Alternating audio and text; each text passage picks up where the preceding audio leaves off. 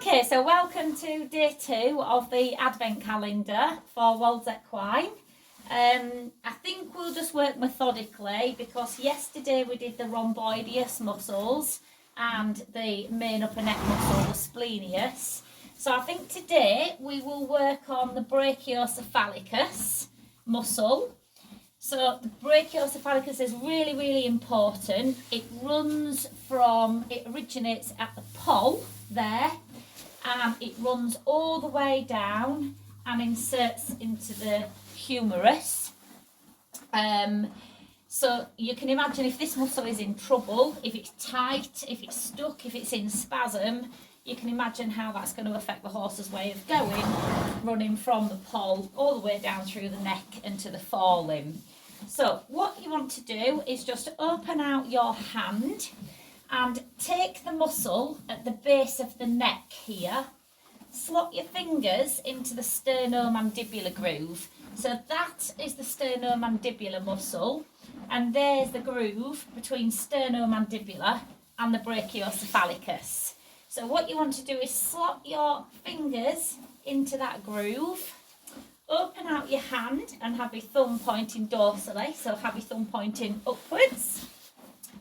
Take the muscle and then squeeze up the length of the muscle, so you're squeezing in a cranial direction, cranial towards the head, and then it gets paper thin at the poll there, where C1 and C2 is, and then come back down.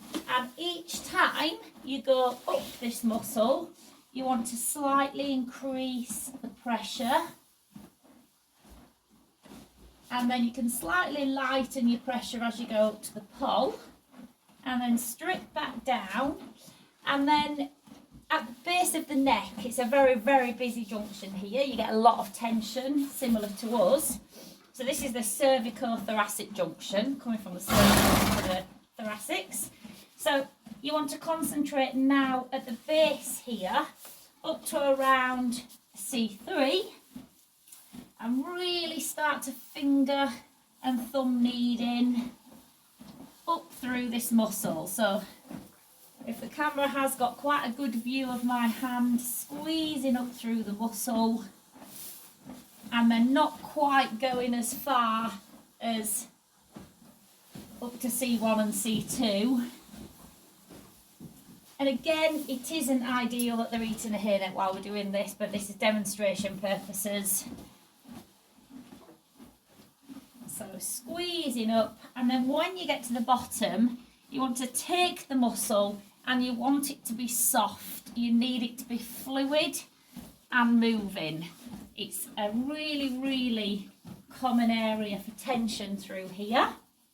So you can just sink your thumb in once you've softened it up and really start to strip through that muscle.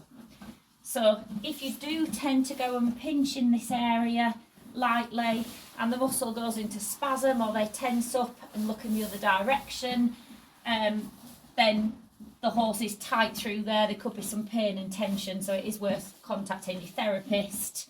But hopefully you can have a good jostle through that muscle and it's nice and soft. So it's quite a simple technique, just stripping up and coming back down, but a really important one because this is one of your prime forelimb mover, the Brachiocephalicus. So if it can wobble and jostle like that, then the muscle's all good.